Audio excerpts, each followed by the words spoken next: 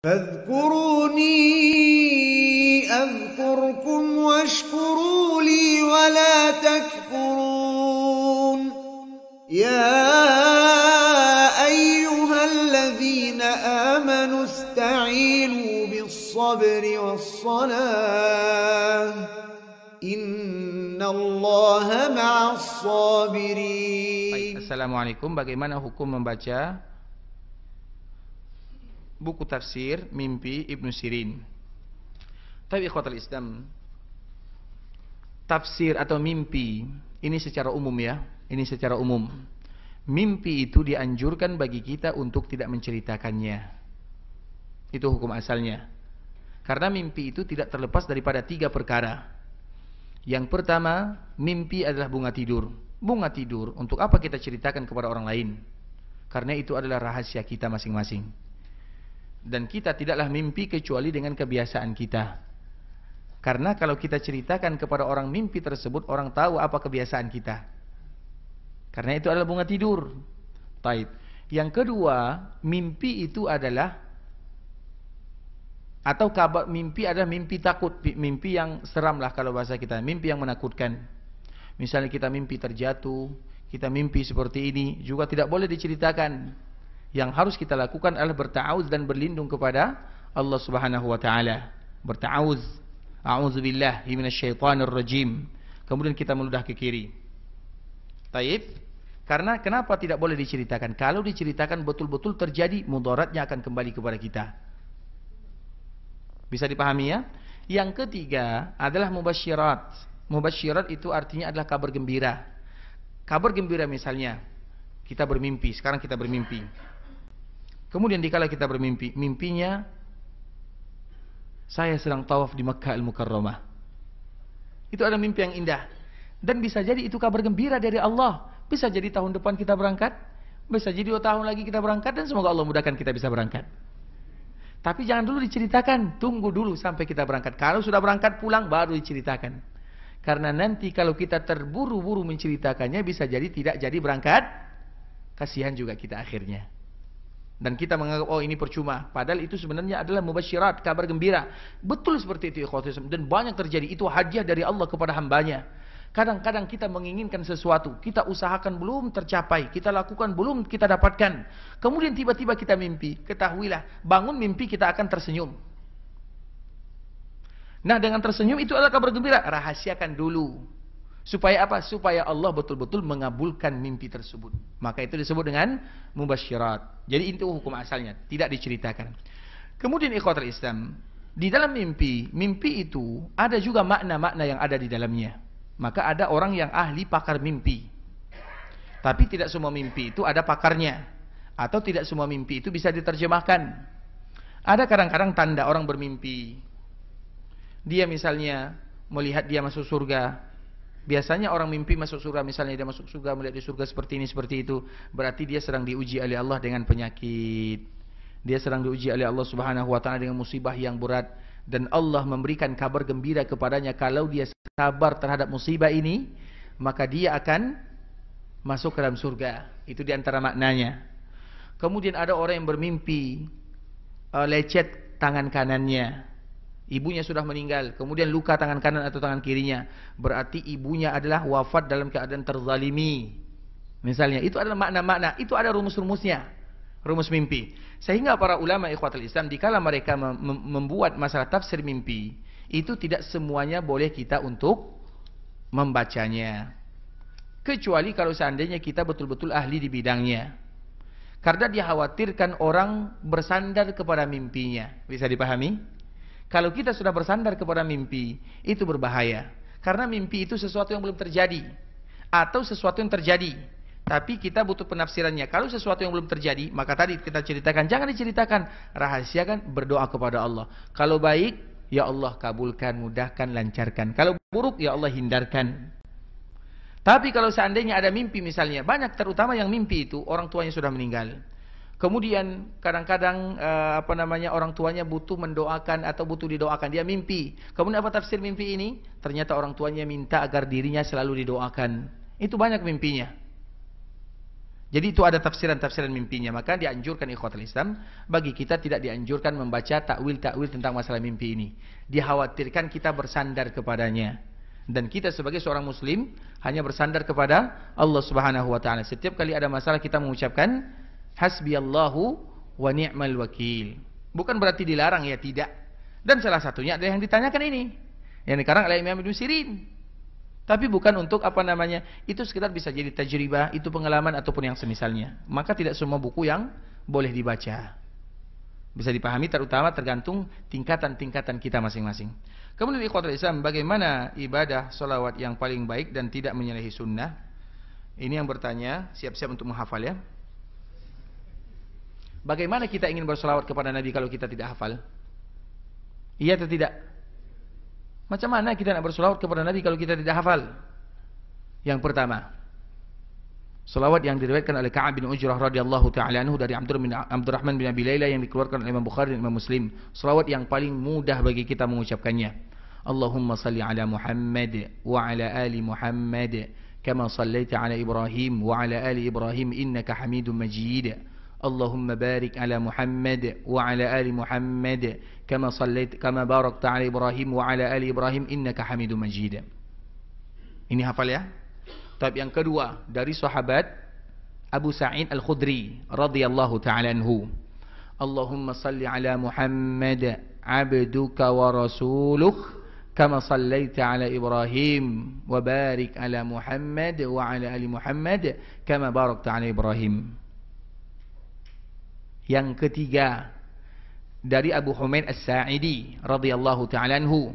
Allahumma salli ala Muhammad wa azwajihi wa dhurriyyatihi kama sallaita ala Ibrahim wa barik ala Muhammad wa azwajihi wa dhurriyyatihi kama barakta ala Ibrahim Dari Abu Mas'ud Al-Ansari radhiyallahu ta'ala anhu. Allahumma salli ala Muhammad wa ala ali Muhammad kama sallaita ala Ibrahim wa barik ala Muhammad wa ala ali Muhammad kama barakta ala Ibrahim fil alamin innaka Hamidum Majid. Kemudian dari Amr bin Hizam, Allahumma salli ala Muhammad an-nabi al-ummi kama sallaita ala Ibrahim wa ala ali Ibrahim innaka Hamidum Majid. Allahumma barik ala Muhammad an-nabi al-ummi kama barakta ala Ibrahim wa ala ali Ibrahim innaka Hamidum Majid. Kemudian dari Uqbah bin Amir, dan hadis yang kedua, dua hadis terakhir ini adalah hadis yang dikeluarkan oleh Imam Ahmad. Allahumma salli ala Muhammad wa ala ahli baitihi wa ala azwajihi wa dhurriyyatihi kama sallaita ala Ibrahim wa ala ali Ibrahim innaka Hamidum Majid. Allahumma barik ala Muhammad wa ala azwajihi wa dhurriyyatihi kama barakta ala Ibrahim wa ala ali Ibrahim innaka Hamidum Majid. Ada yang hafal? Kan itu pertanyaannya. Agar kita mudah bersolawat kepada baginda Rasulullah sallallahu alaihi wasallam. Karena yang membuat kita tidak mengucapkan kalimat ini adalah karena ketidaktahuan kita tentang solawat ini. Itu saja. Dan kita harus tahu, solawat ini keluar dari lisan Nabi. Apakah mungkin akan ada solawat yang terbaik daripada yang keluar dari lisan Nabi? Selama-lamanya tidak mungkin. Masalahnya kita tidak hafal yang keluar dari lisan Nabi itu sendiri. Dan kita juga ingin bersolawat kepada Nabi. Sehingga kita mengucapkan solawat yang kita hafal. Apa solawat yang kita hafal? Sallallahu alaihi wasallam. Dan itu adalah solawat yang paling ringkas, tidak salah. Tapi dianjurkan bagi kita untuk mengetahui yang keluar dari lisan Nabi. Kenapa demikian? Kita mengatakan ikhwatul Islam, para sahabat adalah orang yang ahli dalam bahasa Arab. Mereka itu ahli syair. Mereka jagonya bahasa. Tapi mereka bertanya kepada Nabi, ya Rasulullah, kai hadas salam? Ya Rasulullah, salam. Kami tahu, assalamualaikum ya Rasulullah. Mudah mengucapkan salam kepada Nabi. Karena salam itu kalimat yang sama dari zaman Nabi Adam sampai zaman Nabi Muhammad, sama semuanya. Assalamualaikum. Tapi untuk solawat, ibadah solawat itu ibadah untuk semua Nabi atau untuk Nabi sahaja? Nabi sahaja. Bukan untuk Nabi yang lain. Berarti ini ibadah baru. Kalau ibadah salam, semuanya sama. Assalamualaikum misalnya untuk Nabi Musa. Assalamualaikum ya Adam. Assalamualaikum ya Musa. Assalamualaikum ya Isa. Semuanya sama. Tapi kalau salawat itu lain dari yang lain. Khusus untuk Nabi. Sehingga para sahabat bertanya, ya Rasulullah, ini salam. fakaifa nusalli alaika. Bagaimana kami mengucapkan salawat kepadamu? Pertanyaan ini tidak muncul kecuali yang pertama, mereka tidak tahu karena ibadah ini baru untuk baginda Nabi. Yang kedua, mereka tahu tapi mereka ingin mendengarkan yang keluar dari lisan Nabi. Ucapkanlah sesuatu salawat yang keluar dari lisan Nabi. Jangan ucapkan sesuatu yang keluar dari mimpi. Kalau seperti itu ikhwatul Islam, saya juga bisa bermimpi. Kita juga bisa bermimpi. Oh, ini selawat yang saya dapatkan dalam mimpi. Lantas apa gunanya selawat yang dikeluarkan, yang dinukilkan oleh Imam Bukhari, Imam Muslim, Imam Ahmad, Imam At-Tirmidzi, Imam Abu Dawud? Apa gunanya? Kalau seperti itu ikhwatul Islam, iya. Berselawat itu tidak salah. Tidak ada yang salah dalam berselawat selama ada makna. Karena memang di dalam hadis yang dikeluarkan oleh Abdullah bin Mas'ud, ahsinus salata ala nabiyyikum. Perbaguslah mengucapkan selawat kepada Nabi kalian. Artinya kalau berselawat bebas, tidak menjadi masalah. Kita mengucapkan kalimat Allahumma salli wa sallim wa an'im wa barik, tidak menjadi masalah. Selama memiliki makna yang bagus. Hukum asalnya itu dia. Tapi para ulama, bagaimanapun ikhwatul Islam, kita dihukum oleh dalil. Sebagian para ulama menyebutkan dalil yang dibawakan oleh Abdul bin Mas'ud ini dalilnya lemah. Kalimat ahsinus salata ala nabiyikum dalilnya lemah. Karena riwayatnya ahsinus salata ala nabiyikum. Kemudian Abdullah bin Mas'ud mengucapkan salawat. Salawat yang tidak pernah diucapkan atau yang keluar dari kalimat-kalimat yang tadi kita baca. Yang pertama dalilnya lemah. Yang kedua, kalaupun kuat dan bisa diterima, itu Abdullah bin Mas'ud, sahabat Nabi. Kita Abdullah bin Mas'ud akhir zaman, beda. Bisa dipahami? Yang keluar dari lisan sahabat itu ikhwatul sahabat. Abdullah bin Mas'ud itu ulama dari kalangan sahabat. Kalau seandainya dia menciptakan selawat yang baru, itu sahabat. Walau para ulama mereka berbeza, apa perkataan para sahabat? Diterima atau tidak diterima itu lain cerita. Tapi bagaimanapun dia adalah sahabat. Karena kalau dibuka, kenapa demikian? Kalau dibuka ikhwatul Islam, setiap kita bisa bermimpi, iya atau tidak? Dan mimpi itu tidak bisa terdeteksi. Macam mana kita mengetahui ini benar atau ini salah mimpinya? Macam mana? Ada yang tahu? Bisa mendeteksinya? Tidak ada. Makanya mimpi itu sebagaimana yang kita kabarkan. Kalau kabar gembira, alhamdulillah. Kalau kabar buruk, maka kita berlindung kepada Allah Subhanahu wa taala. Jangan diceritakan. Apalagi yang berkaitan dengan agama, tidak boleh disandarkan. Kecuali kalau sudah ada penguatannya dari agama. Misalnya saya bermimpi Ustaz untuk melakukan sholat duha. Memang sholat duha itu sudah ada dalilnya. Berarti mimpi itu tujuannya agar kamu jangan meninggalkannya. Itu maknanya. Paham sampai di sini? Betul paham nih? Pertanyaannya masih sama. Siapa yang sudah hafal sholawat tadi? Kalau satu semua kita hafal kan? Dia 6, di sekolah 3 lah. Ada yang hafal? Taib, kalau tidak hafal kita lanjutkan pertanyaan yang lain dulu ya. Taib,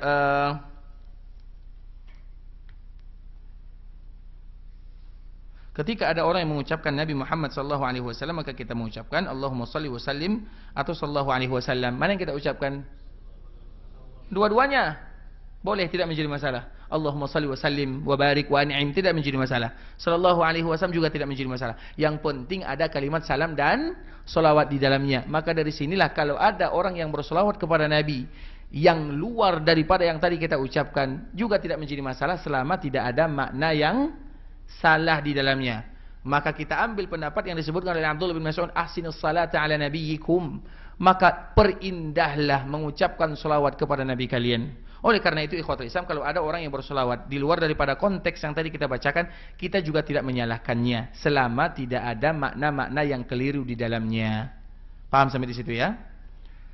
Kemudian ikhwatul Islam, saat kita bersolawat kepada Nabi SAW, terkadang kita membayangkan wajah seorang laki-laki. Apakah boleh? Ini yang bertanya laki-laki itu perempuan nih. Laki-laki tidak mungkin membayangkan wajah laki-laki. Kalau perempuan membayangkan wajah laki-laki, bahaya, marah suaminya. Kan itu makna pertanyaannya. Kalau kita berselawat kepada Nabi, kita membayangkan wajah laki-laki. Apa maknanya? Ini pertanyaan yang mujmal kalau bahasa kitanya. Bisa ditarik ke bagian negatif, bisa ditarik ke bagian positif. Itu mujmal namanya. Paham ya? Nah, kenapa kita membayangkan laki-laki? Kenapa kita tidak membayangkan Nabi? Betul atau tidak? Kenapa harus laki-laki yang kita bayangkan? Kenapa tidak Nabi yang kita bayangkan? Bukankah Nabi adalah yang paling pantas harus kita ketahui? Maka dari situlah kita harus tahu tentang Nabi Shallallahu Alaihi Wasallam. Sehingga karena kita membayangkan laki-laki, di antara salah satu sebabnya kita tidak bisa membayangkan Nabi. Kenapa kita tidak bisa membayangkan Nabi? Karena kita tidak tahu tentang Nabi dan sifat Nabi. Maka kewajiban kita untuk mengetahui bagaimana karakter, sifat, akhlak Nabi Shallallahu Alaihi Wasallam. Taib, siapa yang bisa menyebutkan 10 sifat Nabi? Sifat penciptaan Nabi. Kalau tidak ada yang jawab, maka kita bubar. Diskon lah 7, boleh. Siapa yang bisa jawab? Sifat penciptaan, bukan sifat akhlak. Kalau Nabi amanah, jujur, itu sudah pasti. Sifat Nabi itu sendiri. Sifat itu artinya bentuk Nabi. Bagaimana, apa bahasa kitanya? Fisik Nabi, bentuk Nabi itu bagaimana? Supaya nanti kita tidak membayangkan orang lain. Oh, Nabi itu seperti ini. Oh, Nabi seperti fulan. Tidak ada lagi kalimat ini. Bisa dipahami maknanya? Agar kita tidak membayangkan Nabi seperti yang lain. Oh, seperti ini. Oh, fulan ini. Oh, ini seperti Nabi. Agar kita tahu kenapa kita mengatakan seperti ini. Karena kita tidak tahu tentang Nabi. Makanya dari situ kita harus tahu tentang Nabi. Taib. Siapa yang bisa menyebutkan sifat Nabi? Kalau tidak, kita bubar. Taib, silakan. Sedang. Taib. Yang kedua. Ikal. Taib. Yang ketiga.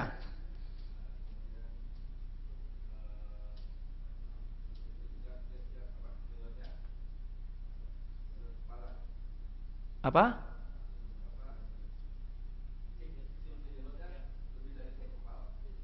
Taib. Kalau untuk Nabi tidak boleh kita mengatakan seperti itu ya. Jenggot Nabi lebat gitu saja. Lebat. Taib. Taib. Yang keempat. Jalannya bukan agak cepat, cepat. Taib. Nengok catatan ya. Taib, silakan. Yang kelima. Yang kelima.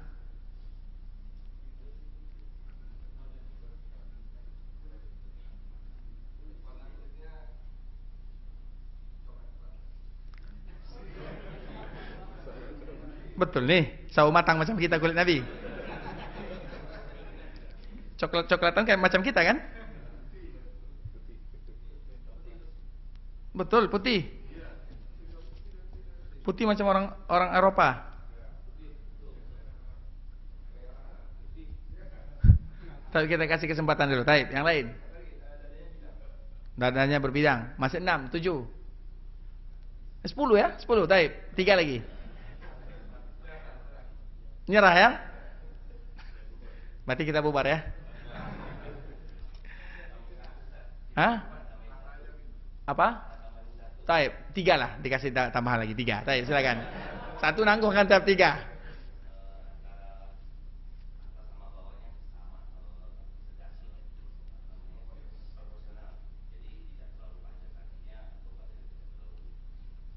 Taib, sebenarnya sudah masuk ke dalam yang pertama. Taib, tambah lagi yang lain.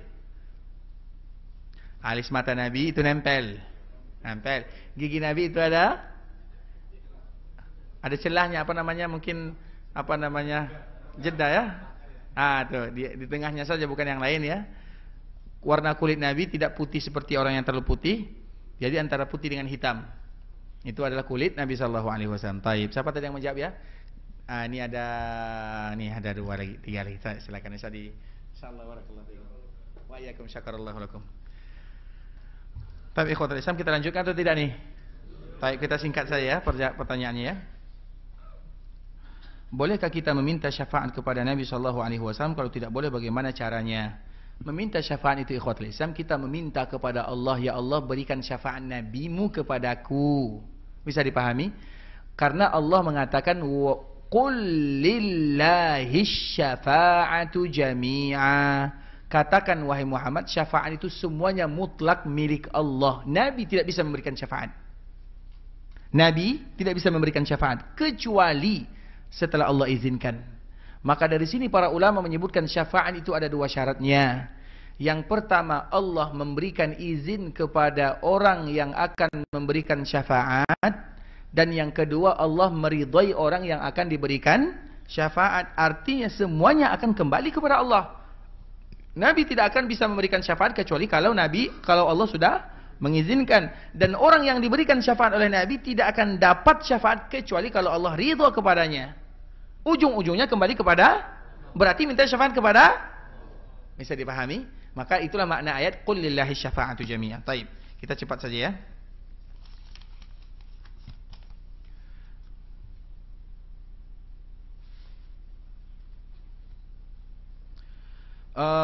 Barakallahu fikum, di daerah saya banyak masjid musalla yang mengumandangkan azan. Apakah boleh menjawab azan dari TV? Kalau TV-nya salat tidak menjadi masalah.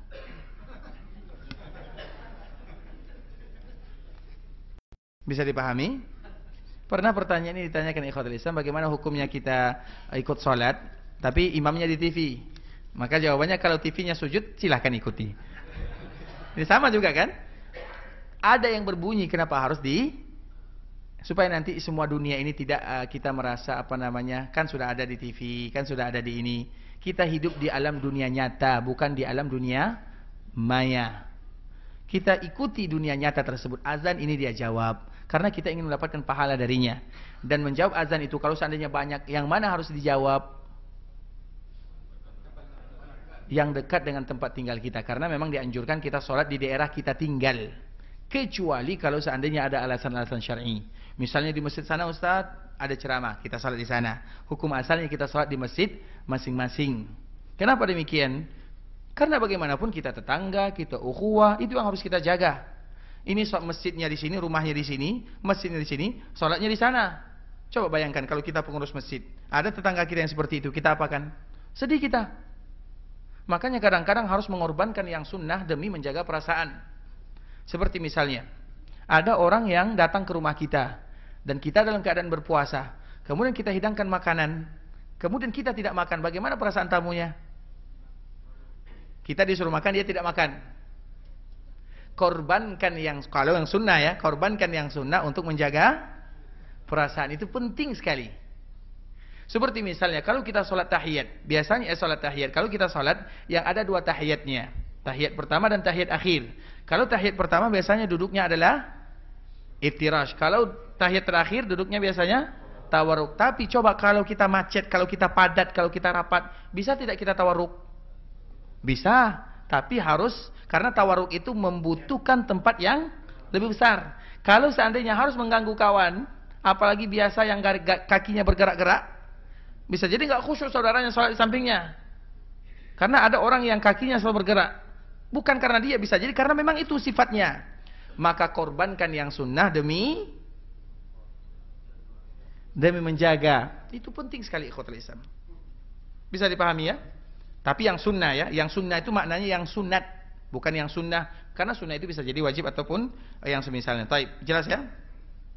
Taib, kemudian apakah di dalam berdoa, apakah dalam kita berdoa diharuskan berselawat kepada Nabi sallallahu alaihi wasallam agar doa diijabah? Betul. Bahkan Nabi sallallahu alaihi wasallam pernah mendengar orang berdoa, kemudian langsung saja berdoa, "Ya Allah, ampunkan dosaku."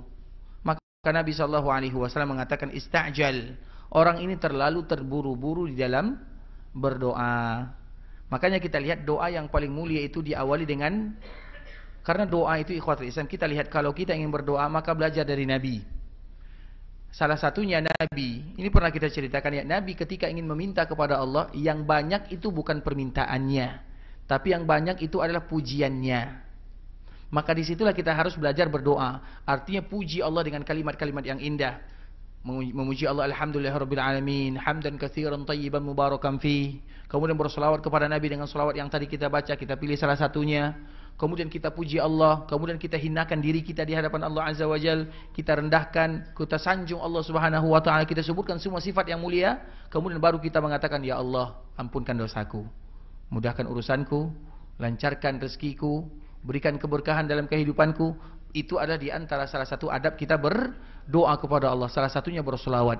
Makanya di antara salah satu keutamaan bersolawat adalah apabila doa dimulai dengan solawat, itu adalah di antara salah satu penyebab doa-doa dikabulkan. Kebalikannya, kalau tidak diawali dengan solawat, maka doa tidak akan dikabulkan oleh Allah Subhanahu wa taala. Kemudian jika tidak bersolawat, apakah artinya doa kita tidak diijabah? Sudah kita jawab, itu adalah salah satu yang bisa menghalangi doa kita terkabulkan oleh Allah Subhanahu wa taala. Kemudian pertanyaan berikutnya, saya punya suami yang Masya Allah setiap hari saya dikasih uang belanja. Alhamdulillah ya. Suami harus bertanggung jawab ya. Yang lebih daripada cukup dari uang belanja setiap hari. Saya bisa menyisakan uang, dan dari uang sisa belanja bisa saya buat belanja online, buat ngasih orang tua, bisa buat ngasih orang tua. Pertanyaannya, bolehkah sisa uang itu saya gunakan untuk keperluan yang saya bilang? Ikhwatul Islam, saudara kaum muslimin, tentunya ini pesan kita ya. Sebagai seorang suami, maka kita harus tahu bahwa kita sudah memiliki dua orang tua. Orang tua kandung kita dan orang tua dari istri kita. Semuanya statusnya harus kita muliakan. Mertua kita itu, ikhwatul Islam, akan menjadi mertua kita untuk selama-lamanya. Walau kita contoh, walau misalnya istri kita meninggal, dia tetap mertua kita. Walau misalnya kita bercerai, dia tetap mertua kita. Artinya dikala kita sudah menikah, berarti kita sudah memiliki dua orang tua. Orang tua dari kita dan orang tua dari keluarga kita. Dan ingat ikhwatul Islam, di antara salah satu masalah yang paling berat di antara keluarga adalah antara dia dengan mertuanya. Baik laki-laki dengan mertuanya atau perempuan dengan mertuanya, itu adalah masalah yang paling berat. Makanya Nabi, kalau kita perhatikan, Nabi SAW, apakah Nabi ada masalah dengan keluarganya? Nabi juga ada masalah. Ada sebuah kisah, ikhwatul Islam, mau mendengarkan? Ini kisah Nabi agar kita tahu masalah keluarga itu biasa. Kalau ada keluarga yang tidak bermasalah, itu yang luar biasa, yang tidak biasa. Tapi ikhwatul Islam, Nabi pernah ada masalah dengan ibunda Aisyah. Kira-kira siapa tempat mengadu Nabi SAW? Mertuanya Abu Bakar Siddiq. Begitu juga dengan kita, ikhwatul Islam. Karena biasanya kalau kita ada masalah, kita mengadu kepada orang tua, seorang anak pasti akan membantu anaknya dan menyalahkan anak orang lain. Itu kaidah. Semua kita seperti itu. Misalnya ada anak kita yang di sekolah berantem, misalnya, kemudian dia mengadu, pasti kita percayai. Pasti kita menyalahkan yang lain. Sebenarnya tidak demikian. Makanya kalau kita ada masalah, misalnya ada masalah keluarga kita, kita kadukan kepada orang tuanya. Maka disitulah kebijakan yang luar biasa. Kalau kita kadukan kepada orang tua kita, pasti orang tua kita menyalahkan istri kita. Kalau sudah menyalahkan, itu bisa terjadi hal-hal yang berbahaya. Karena biasanya antara istri dengan orang tua, di antara salah satu kaedahnya, jangan jangan disatukan satu rumah. Kalaupun harus satu rumah, beda lantai misalnya. Atau kalaupun harus ingin berdekatan, maka dekat-dekat. Walaupun hanya sekedar menyewa saja. Karena biasanya disitulah terjadi permasalahan. Kita harus menjaga. Yang ini orang tua kita untuk selamanya. Yang ini adalah istri kita yang kita hidup bersamanya. Tidak bisa dipisahkan. Jadi tidak ada kalimat, kamu pilih orang tuamu atau aku. Tidak ada kalimat seperti ini. Kita harus memilih kedua-duanya. Kaum muslimin tidak boleh memilih selama mereka bisa menggabungkan antara keduanya. Kaum muslimin tidak boleh bisa memilih. Kemudian ikhwatul Islam, biasanya masalah itu adalah masalah jajan juga, Makanya tadi kita kembalikan kepada Nabi SAW. Nabi juga ada masalah dengan ibunda kita Aisyah. Jadi dikala Nabi ada masalah dengan ibunda kita Aisyah, maka siapa yang menjadi hakimnya? Abu Bakar Siddiq, karena itu adalah mertua Nabi. Kemudian datanglah Abu Bakar Siddiq menyelesaikan masalah antara menantu dan anaknya. Di sini status Nabi sebagai menantu. Walaupun Nabi seorang Nabi, tapi status Nabi adalah sebagai seorang menantu. Kemudian datang Abu Bakar Siddiq, akhirnya selesai. Karena Nabi mengatakan kepada Aisyah, masalah kita ini tidak selesai. Coba kita cari orang yang ketiga. Orang ketiga tujuannya adalah untuk menyelesaikan masalah, bukan menambah masalah. Makanya kalau kita ada masalah dengan keluarga, cari orang yang bisa menyelesaikan masalah, bukan menambah masalah. Dan yang paling menyelesaikan masalah kita siapa? Allah Subhanahu wa taala. Maka cari rumah Allah Subhanahu wa taala. Tapi kalau kita duduk, nongkrong ke sana ke sini, apalagi curhat di media sosial, masalah semakin bertambah. Itu merupakan kaidah, cari yang menyelesaikan masalah. Nabi dan Aisyah mencari siapa yang akan bisa menyelesaikan masalahnya. Abu Bakar Siddiq. Karena Abu Bakar Siddiq yang paling bijaksana di antara para sahabatnya. Sekaligus itu adalah mertuanya. Sekaligus itu adalah kawannya. Kemudian Abu Bakar datang, selesai masalah. Dikala selesai masalah, Abu Bakar pun pergi meninggalkan Nabi dan anaknya Aisyah. Kemudian dikala Abu Bakar pergi, Nabi, karena biasanya, kalau ada masalah suami dan istri ada masalah, kemudian setelah itu mereka baikan, biasanya apa yang terjadi? Tambah mesra, semakin bahagia, kadang berlibur, kadang lahir keturunan setelahnya. Itu biasa, perkara biasa. Dan itu nikmat dari Allah Subhanahu wa taala yang harus kita jaga. Begitu juga dengan Nabi. Nabi setelah masalah dia dengan Aisyah selesai, maka tentunya syukuranlah kalau bahasa kitanya. Beli makanan. Maka ada pembantu Nabi namanya Anas bin Malik. Anas bin Malik diperintahkan oleh Nabi sallallahu alaihi wasallam untuk membeli makanan. Kemudian, dikala Abu Bakar pulang meninggalkan Aisyah dengan Nabi, tiba-tiba Abu Bakar ini bertemu dengan Anas dalam keadaan membawa makanan. Maka Abu Bakar bertanya, makanan ini untuk siapa? Buah-buahan lah. Untuk siapa? Untuk Nabi dan Ibunda Aisyah. Abu Bakar yang tadi ingin pulang, tidak jadi pulang. Kembali lagi dan datang ke rumah Nabi. Apa kata Abu Bakar kepada kepada anaknya dan kepada Nabi sallallahu alaihi wasallam? Kalian undang diriku dikala kalian ada masalah, tapi kalian tidak undang diriku dikala kalian syukuran. Bisa dipahami? Artinya itu candaan, begitu ikhwatul Islam. Nabi sallallahu alaihi wasallam, Abu Bakar Siddiq radhiyallahu taala anhu wa radhiyallahu taala anhum ajma'in. Nah, begitu juga dalam masalah belanja. Seorang suami harus paham, suami itu jangan kasih belanja kepada istrinya saja. Kasih juga belanja kepada, ini untuk kamu wahai sayangku, panggilan sayang atau apa. Ini untuk ibu kita. Untuk ibu kita ada, untuk ibu dia ada. Sehingga kenapa demikian?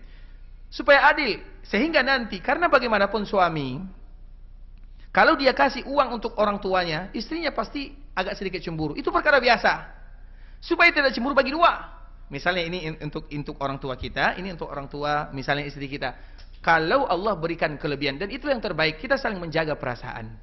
Karena kalau tidak ikhwatul Islam, maka terjadilah perkara-perkara yang sembunyi-sembunyi. Kalau sudah sembunyi-sembunyi, maka itu bisa bahaya. Sembunyi, uang jajan disembunyikan untuk orang tuanya. Bisa jadi aku suami mengatakan, ini uang jajan untukmu, bukan untuk orang tuamu. Coba bagaimana perasaan istri?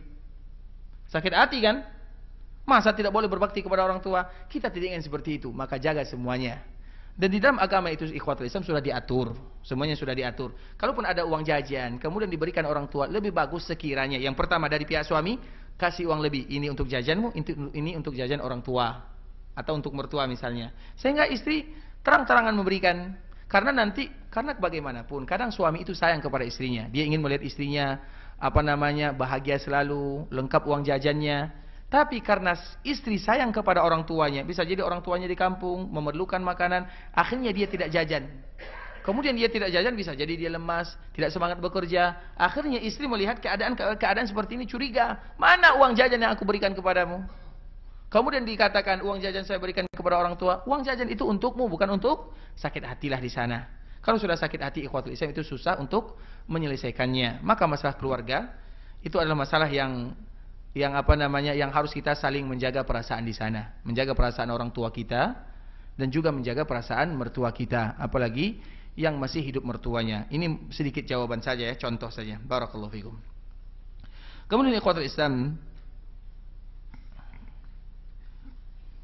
kalau di setiap hari Jumat diajarkan bersolawat 100 kali, apakah solawat Allahumma salli ala Muhammad wa ala ali Muhammad 100 kali sudah mencukupi atau harus bersolawat seperti yang tadi telah disebutkan?